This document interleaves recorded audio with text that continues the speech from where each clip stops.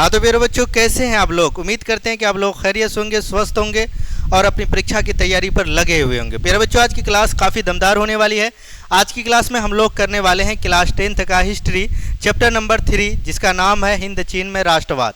मेरे बच्चों, आपको पता होगा कि हम लोग हिस्ट्री चैप्टर नंबर 3 हिंद चीन का राष्ट्रवाद का थ्योरी वाला जो पार्ट है उनको अच्छे से पढ़ चुके हैं। आज बारी है MCQ यानी ऑब्जेक्टिव क्वेश्चन करने का। तो आज हम वो सारे ऑब्जेक्टिव क्वेश्चन करने वाले हैं आप सभी के साथ मिलकर, जो आपके एग्जाम में बार बार पूछे जाते हैं। मेरे बच्चों, ये वीडियो आपके एग्जाम के लिए काफ़ी इंपॉर्टेंट होने वाली है। जो छात्र 2026 में परीक्षा देने वाले हैं उनके लिए ये वीडियो काफ़ी हेल्पफुल होने वाली है आपके एग्जाम में। इसीलिए वीडियो को लास्ट तक देखना है और अपना लास्ट में स्कोर बताना है कि आपने कितना स्कोर गेन किया है। चलिए मेरे बच्चों, आज का पहला क्वेश्चन है हिंद चीन में राष्ट्रवादी आंदोलन चैप्टर नंबर 3। यह आपका चैप्टर नेम है। अगर आप चैप्टर 1, चैप्टर 2, चैप्टर तक का जो MCQ है या उनका लॉन्ग और शॉर्ट क्वेश्चन वाली वीडियो नहीं देखे हैं या उनका थ्योरी पर्सन वाली जो हम करा चुके हैं उनको नहीं देखे हैं, तो ज़रूर उसको आप देख लेंगे। सारा प्ले लिस्ट बना हुआ है, आप अच्छे से पढ़ लेंगे।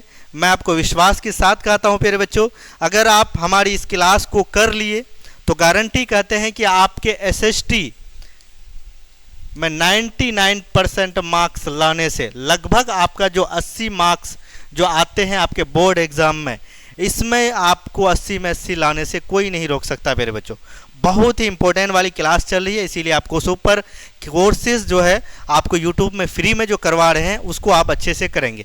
चलिए मेरे बच्चों, आज का पहला क्वेश्चन है उत्तरी एवं दक्षिणी वियतनाम का एकीकरण कब हुआ था? ऑप्शन आपका है 1970 में, 1980 में, 1989 ईस्वी में, 1975 ईस्वी में। फटाफट आप लोग कमेंट करेंगे और आप अपना स्कोर ज़रूर बताएंगे लास्ट में।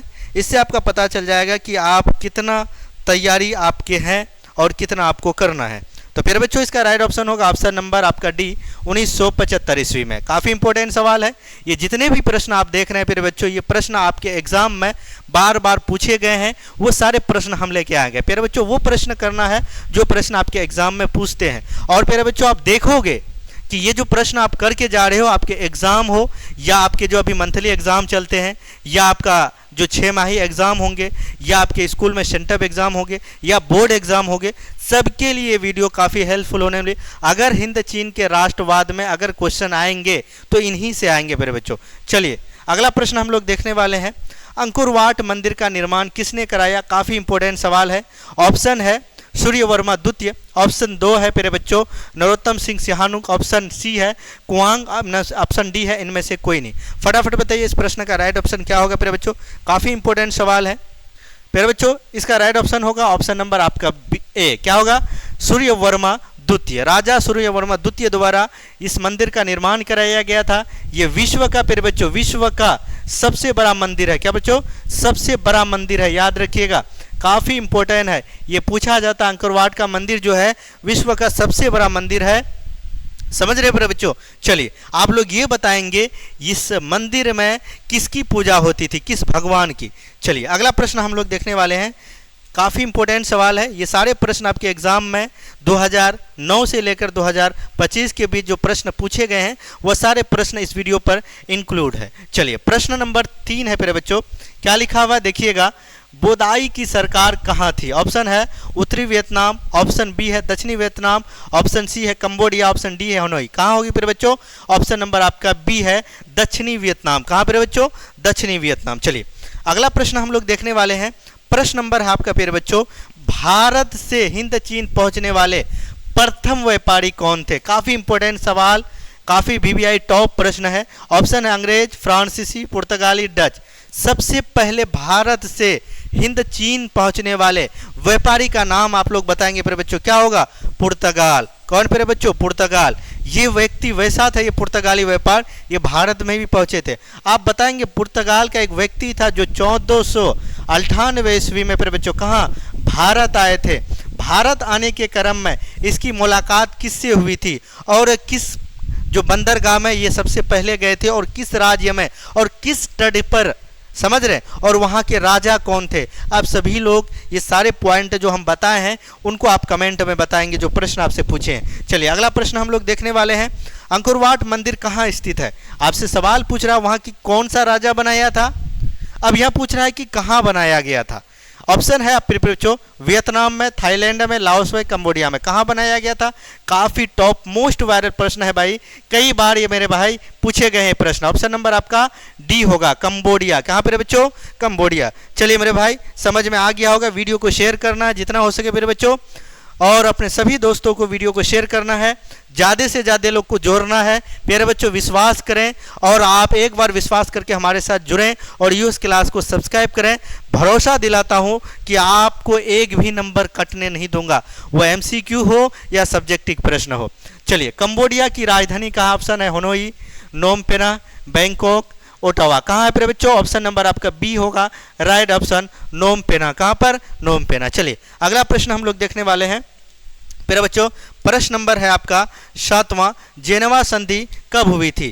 काफी टॉप मोस्ट वायरल क्वेश्चन है, वेरी वेरी इंपॉर्टेंट प्यारे बच्चों। ऑप्शन है 1946, 1950, 1954, 1960। कब हुआ था प्यारे बच्चों? फटाफट बताइए। ऑप्शन नंबर आपका सी जो करेक्ट ऑप्शन है, कब होगा प्यारे बच्चों? 1954 ईस्वी में। कब प्यारे बच्चों? 1954 ईस्वी में। चलिए अगला प्रश्न हम लोग देखने वाले हैं। प्रश्न नंबर है 8, हिंद चीन में कलोन कहा जाता था। यानी प्रश्न काफी घुमा दिया गया। हिंद चीन में बसने वाले फ्रांसीसियों को क्या कहा जाता था? यहाँ क्या पूछा है मेरे बच्चों? हिंद चीन में कलोन किन्हें कहा जाता था? विद्यार्थियों को, सैनिकों को, फ्रांस नागरिकों को, चीनी नागरिकों को? किसको बताइए आप लोग? ऑप्शन नंबर सी, किसको मेरे बच्चों? फ्रांसीसी नागरिकों को कहा जाता था। यानी हिंद चीन में जो फ्रांस नागरिक बसते थे उसी को क्या कहते? कॉलोन कहा जाता था। टॉप मोस्ट स्क्रीनशॉट ले लीजिए, याद रखिए, छप जाइए, इस प्रश्न को याद कर लीजिए, खा लीजिए, यही प्रश्न आपके एग्जाम में छपेगा। चलिए अगला प्रश्न है, मार्च 1946 में फ्रांस वियतनाम समझौते को क्या कहा जाता है? बताइए क्या कहा जाता है मेरे बच्चों? ऑप्शन है जेनेवा समझौता, हनोई समझौता, पेरिस समझौता, धर्मनिरपेक्ष समझौता। क्या होगा? ऑप्शन नंबर आपका बी जो होगा करेक्ट ऑप्शन होगा मेरे बच्चों। क्या होगा? ऑप्शन नंबर बी, हनोई समझौता। चलिए अगला प्रश्न हम लोग देखने वाले हैं। प्रश्न नंबर 10, हिंद चीन में कौन सा देश आते हैं? हिंद चीन के अंदर कौन कौन सा देश आते हैं? मेरे बच्चों आप लोग ये बताएं, हिंद चीन को हिंद चीन क्यों कहा जाता है? अगर आप इस प्रश्न का राइट उत्तर दे देते हैं, मैं गारंटी कहता हूं कि आपकी जो तैयारी है वो काफ़ी कठोर लेवल का है। यानी अगर आप इस प्रश्न का जवाब दे दिए, मुझे यकीन होगा कि आज के जितने भी प्रश्न हम करा रहे हैं उनका आप 100 में 100 सबका सवाल का जवाब दे पाओगे। आई बात मेरे बच्चों?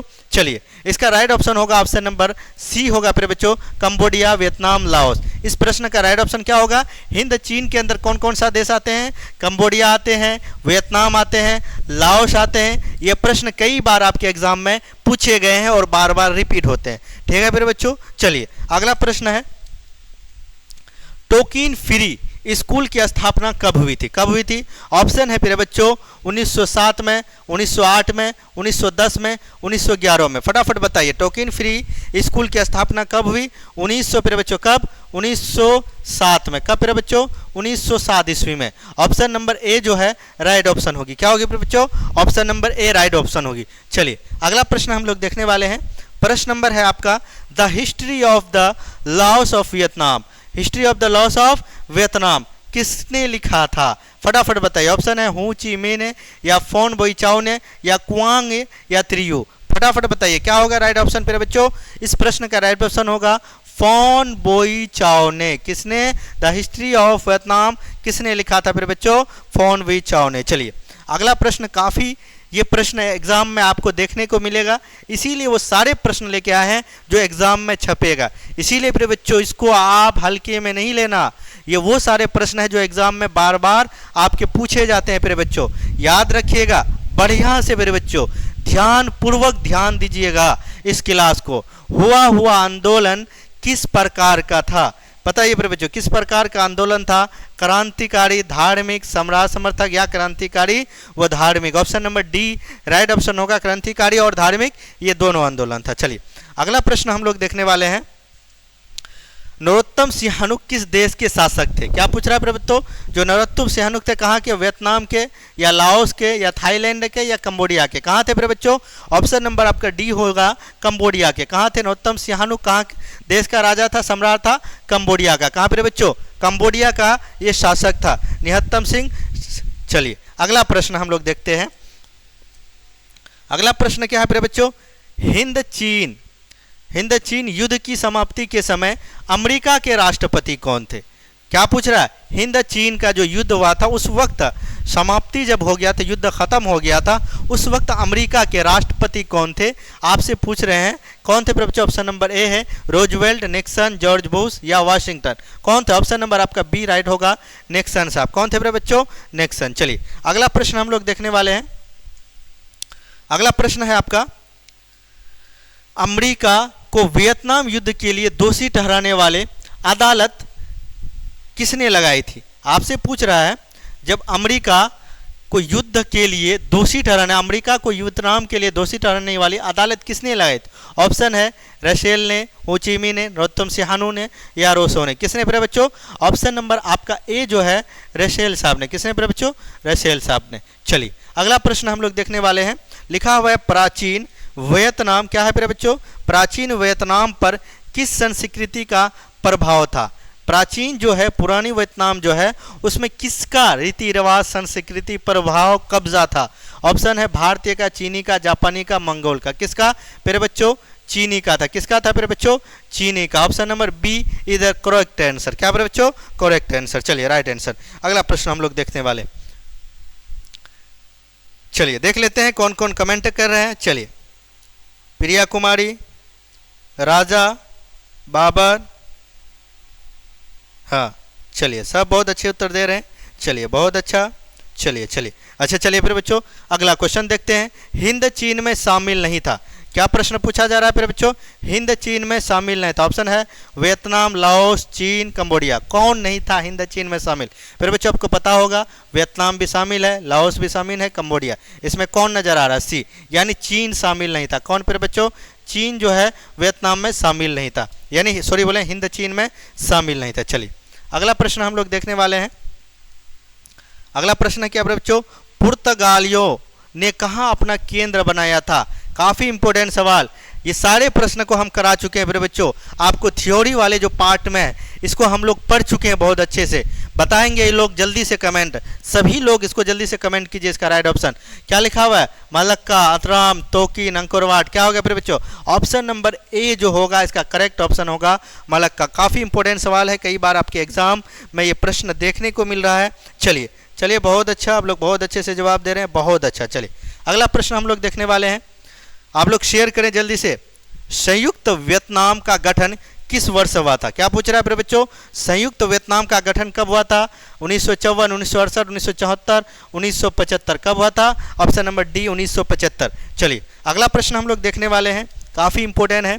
कंबोडिया फ्रांस को संरक्षित राज्य कब बनाया था? क्या पूछ रहा है बच्चों? कंबोडिया फ्रांस का संरक्षित राज्य कब बनाया था? 1862, 1863, 1873, 1874। कब बनाया था मेरे भाई? फटाफट कमेंट कीजिएगा। राइट ऑप्शन ऑप्शन नंबर आपका बी होगा 1863 ईस्वी। कब फिर बच्चों? 1863 ईस्वी में।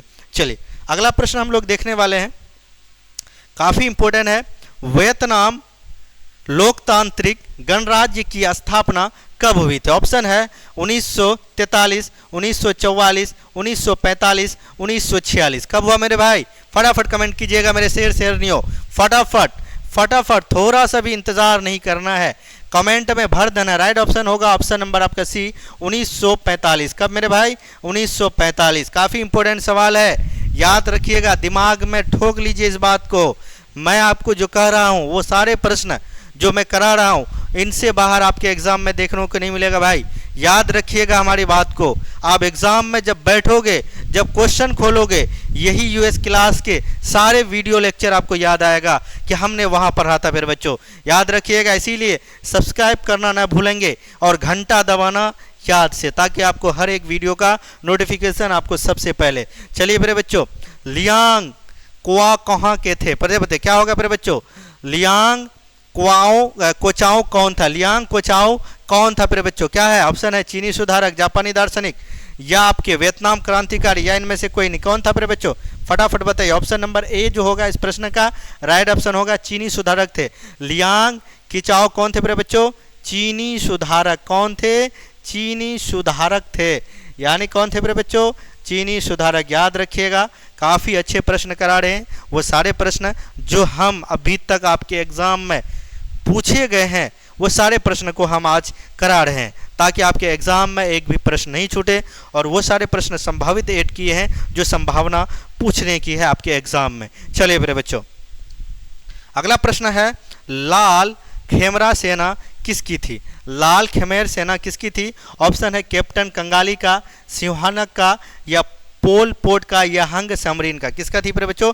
फटाफट बताइए। इस प्रश्न का जो राइट ऑप्शन होगा, ऑप्शन नंबर आपका क्या होगा प्रिय बच्चों? सिंहानुक साहब का। ऑप्शन नंबर आपका जो बी होगा वो राइट ऑप्शन होगा। क्या होगा प्रिय बच्चों? ऑप्शन नंबर आपका जो बी होगा वो राइट ऑप्शन होगा। क्या होगा? ऑप्शन नंबर आपका बी जो होगा राइट ऑप्शन होगा। चलिए अगला प्रश्न हम लोग देखने वाले हैं,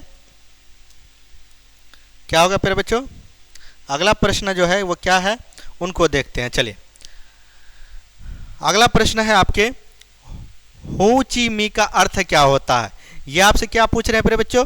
अर्थ क्या होता है बताइए, इसका अर्थ क्या होता है? फटाफट कमेंट कीजिएगा आप लोग, इंतजार है आपकी कमेंट का। देखते हैं कितने लोग कमेंट कर रहे हैं, फटाफट बताइए आप लोग, फटाफट। थोड़ा सा आपको नहीं याद करना है, जल्दी जल्दी से। चलिए चलिए प्यारे बच्चों, बहुत अच्छे बहुत अच्छे, चलिए बहुत अच्छे बहुत अच्छे, चलिए चलिए फटाफट एकदम तहलका मचा दिए हैं। इसका राइट ऑप्शन ऑप्शन नंबर आप सी आप लोग कमेंट कर रहे हैं, यानी पद प्रदर्शक। क्या हो प्यारे बच्चों? पद प्रदर्शक। काफ़ी इंपॉर्टेंट है प्यारे बच्चों, और सभी लोग जवाब सही दे रहे हैं। चलिए, वियतनाम युद्ध की समाप्ति किस अमेरिकी राष्ट्रपति के काल में हुआ था बताइए? George Washington, Nixon, John N Kennedy, या एफ रोजवेल्ट ने। किसके प्यारे बच्चों? फटाफट बताइए किसके? ऑप्शन नंबर आपका जो बी होगा निक्सन साहब का। क्या होगा करेक्ट ऑप्शन? ऑप्शन नंबर आपका बी होगा प्यारे बच्चों, बी। चलिए अगला प्रश्न हम लोग देखने वाले हैं, वियतनामी कम्युनिस्ट पार्टी की संस्थापक कौन है? फटाफट बताइए, हो ची मी, या न्यूने ऑन, या राजा फूसे, या होनी फूसो। फटाफट बताइए क्या होगा प्यारे बच्चों? राइट ऑप्शन होगा ऑप्शन नंबर ए होगा आपका करेक्ट ऑप्शन, हो ची मी। क्या प्यारे बच्चों? हो ची मी, ऑप्शन नंबर ए। चलिए अगला प्रश्न हम लोग देखने वाले हैं।